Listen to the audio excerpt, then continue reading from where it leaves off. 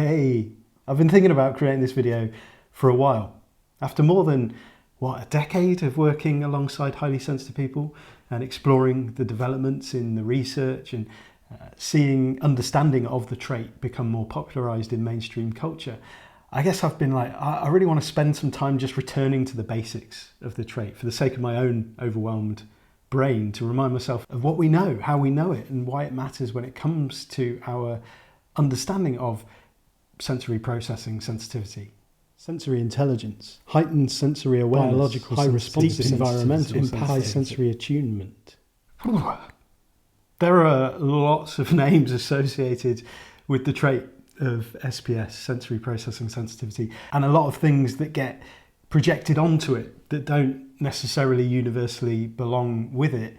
I want to say there is no perfect term as far as I'm concerned. I've come to the conclusion it's not really worth getting hung up on the words that we use. Obviously that technical term, sensory processing sensitivity, SPS, is what we see in research studies.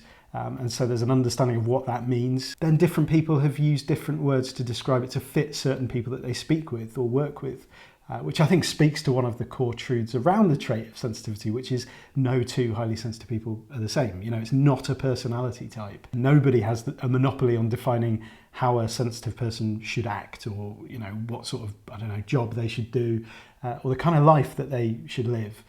It influences how we do, not what we do. So I generally use the term highly sensitive people just because that's what I'm used to. But I like thinking about, deep sensory attunement or sensitive depth, deep sensitivity. My personal issue is probably more with the word high than sensitivity. I like the state of calm that the word deep and depth puts me in personally. High feels like a too muchness, a piercing noise, an alarm bell, which might be appropriate when we consider the role of the trait, but it doesn't sort of calm me, connect me. It doesn't speak to me of the value of sensitivity when it comes to the place of it in the wider human social body and in my life generally. But anyway, that's all to say, let's not get too caught up on that side of things. Perfect doesn't exist, and we can't keep chasing it. So use what feels necessary and helpful at any given time. That's about all I can say. In this video, I want to get out from beneath the noise surrounding the trait and just explore what we currently know about it, really, and what it is. Get back to that sort of simple, basic definition. So sensitivity is a basic human trait, and it describes the ability to perceive and process information about the environment. It consists of two basic components. Firstly, the perception of sensory input from the environment, such as sound, smell, taste, touch. And secondly, the internal cognitive processing of the perceived information about the environment, such as thinking deeply about and reflecting on experiences. Researchers define sensitive people as those who are more strongly affected by what they experience. They tend to be more negatively affected by adversity, but then also benefit particularly strongly from positive experiences. It impacts a sensitive individual's need for time and space to prepare, to process, and to recover from exposure to stimulation. So while it colours personality, because it obviously impacts the way that we engage with other people and the world around us and the things that we want to do and the way that we're able to do them, it doesn't define personality. It doesn't prescribe your individual tastes, your preferences, your beliefs or values. So it's important considering the difference between a temperament and a personality trait. So sensitivity is a temperament trait. Temperament traits have a strong biological basis. They can be observed already at birth and are relatively persistent throughout life. Whereas personality traits are shaped and they develop over time. They emerge through the complex and dynamic interplay between our biological and genetic traits and the quality of experiences as we're growing up and that we experience throughout our lives. So why on earth does this trait exist? Sensory processing sensitivity has survived as part of humanity throughout our evolutionary history, so it must matter to have made it this far with us.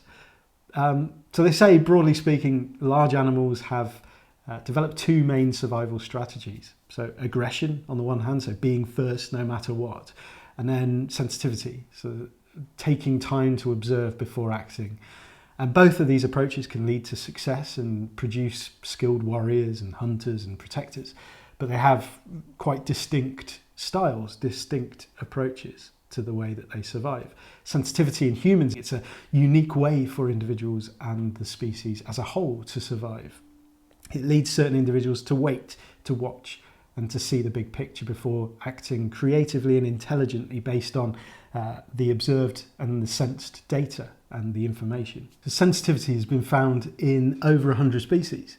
So the fact that it's been observed in all these other animals tells us that it has a biological basis and was conserved over the course of evolution due to its important role for adaptation to the environment. Being attuned to signs of danger in the world around us and also in the tribe that we are part of. Being sensitive to other people's emotions and their needs helps us raise the next generation, and sensory perception tells us when a threat might be emerging from within the social order itself. You know, sensitivity has been described as the proverbial kind of brake pedal to balance what might be that sort of accelerating, reckless actions that are not being thought through properly that people might take that could actually pull the whole tribe along with it and put the whole tribe at risk. So one of the issues that people have with sensitivity is it is a word that people associate with weakness. So why is that? In certain parts of the world, high sensitivity is not valued at the collective level due to, I suppose, cultural preferences and ideals, associations we might have with the word. This can lead to the perception of sensitivity as weakness because highly sensitive people might not be maybe driven in the same way or by the same things as others, or they need different conditions and different approaches that are not sort of normalised within that society to bring the best out of them. More research is highlighting these differences across cultures and societies all the time and showing that certain cultures are more conducive to nurturing and allowing highly sensitive people to thrive, whereas other ones aren't. It's also evident that individuals who perceive their own sensitivity as challenging or a struggle or a personal flaw in certain situations consider sensitivity as a weakness and something that they, maybe wish they could get rid of or somehow, change in themselves. So it suggests that individuals who are highly sensitive are more strongly affected by negative experiences such as low quality parental care and stressful life events. So in this sense, highly sensitive people may sometimes be and feel less robust and resilient. But it's also been pointed out that a lot of the early research on sensitivity focused on negative consequences, and many of the measures of sensitivity have been overly biased to the negative aspects of the trait, so masking the known positive aspects. So this impacts really the lens through which we might view sensitivity and the position that we might take in the conversations that we have about it.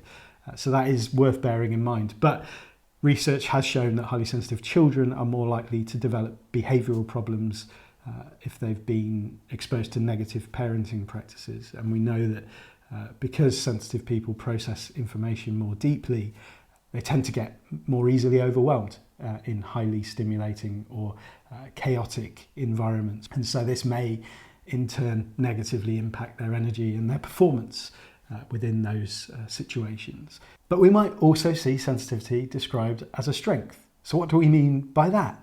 Psychologist Scott Barry Kaufman says if you can integrate the trait of sensitivity into the whole person, you are optimizing human potential for the individual and for society. Having the fodder of sensitivity and being able to use it in a disciplined way with self-controlled and purposeful direction, that is the height of strength. And to me, this really speaks to the value of researching and talking about and seeking to understand the role of sensitivity as a natural human trait in individuals and in the collective. As we allow it to integrate within the whole person, we might also allow it to integrate into the whole body of humankind more widely. And so I think of this idea of true strength and healing coming when we allow what has been pushed down for whatever reason, the thing that we don't want as part of our personal body or the body of the collective, allow it to rise up and become part of the whole it belongs to. And so with everything working together, rather than internally fighting to silence or prohibit the natural processes, we can become more of who we are. This is really not a static area. The research is continuing to flow constantly when it comes to understanding more about the trait of sensory processing sensitivity. We're discovering more all the time about it. And so the concept of high sensitivity was born out of extensive research headed up by Elaine Aron in the 90s. Began in 1990 and was finally published in 97 in the Journal of Personality and Social Psychology, which is one of the most respected journals publishing peer-reviewed research on personality. It was born from curiosity about the casual use of the words sensitive or highly sensitive in case studies of patients. And she discovered these words were used to refer to gifted individuals and to effective parents. And as she dug deeper into what was being described by these words, something like it was identified in infants as young as 3 months and found in more than 100 species of animals. And so the research found this inherited trait, not fixed to personality or environment, though it became clear that upbringing had a bearing on the relationship that individuals have with their sensitivity. Those who describe good childhoods would see their sensitivity as a positive and a valuable part of what contributes to their successes in life. And those with worse childhoods and who struggle more in life would see their sensitivity as more of a problem or a flaw. And this is what's called differential susceptibility. It's absolutely vital as an aspect of the way that sensitivity is researched and framed in the conversations we have around it. You know, environmental and developmental factors have an impact on the biological and physiological processes at play. Given that sensitivity is a basic human trait, everyone is sensitive to an extent. However, the research has shown that people tend to fall into 3 different groups along a spectrum of sensitivity, so low, medium and high as it's described. 30% of the population fall under the highly sensitive group, 40% under the medium and 30% under low. People in the highly sensitive group have been described as orchids since they require optimal care but are particularly beautiful when they flourish. Individuals in the low sensitivity group have been compared to dandelions, which tend to be robust and grow anywhere, and the 40% who fall in the middle have been described as tulips to reflect that they are less delicate than orchids but not as robust as dandelions. Make of that metaphor what you will, hold that as you like. But importantly, differences in sensitivity between these 3 groups should be understood as reflecting a spectrum from low to high. So people that fall into the low sensitivity group are still sensitive to their environment, but just to a lesser degree than the other groups. So that's a whistle-stop tour of these, returning to this basic idea of what are we talking about when we're talking about high sensitivity or sensory processing sensitivity. Maybe you're new to this and you're thinking, this sounds familiar. Maybe I'm one of the 30% of people with this highly sensitive brain, whatever that is. Firstly, I'd love to hear from you. Do say hello to me. And then there are a few self-tests that you can take to get a sense of where you fit on this. I really recommend going to the source with Elaine Aron at hsperson.com, where the self-test there, or sensitivityresearch.com. There is a test for adults, a test for children, and a test where you can essentially assess your child based on the typical behaviour that they exhibit. So get a sense of maybe they're highly sensitive as well. And then use Elaine Aron's 5 necessities as a pathway to walk down as you learn more about who you are in light of this trait. Go slowly, be gentle with yourself. And these 5 necessities are: understand, accept and believe that the trait is real. Reframe your childhood in light of the trait. Heal past wounds, since HSPs are differentially susceptible, so affected by both good and bad environments in childhood or now. So integrating experiences, integrating the story so far, so that you can move forward with the tools and with the resources that you need in order to sort of flourish as you are. Then she says, don't try to live like the other 70% of people, and be with a group of other HSPs at least once to see how different we are. Try to have some highly sensitive friends if you have time in your life. So I think they're great for as a general sort of getting a foothold in how do I navigate this next process. Because if you're like a lot of highly sensitive people, if you're like me, when you're new to this, you're going to find yourself going down rabbit holes, and you're going to be sort of like, where am I? I'm in this whole warren and I don't know how to get out of it. So just having something to come back to as a kind of a foothold is really helpful. So yeah, I hope this has been useful to you. Let me know if it has in the comments below. Drop a like on it. Follow this channel to be notified of more videos like this in the future. I will see you again soon. Take care.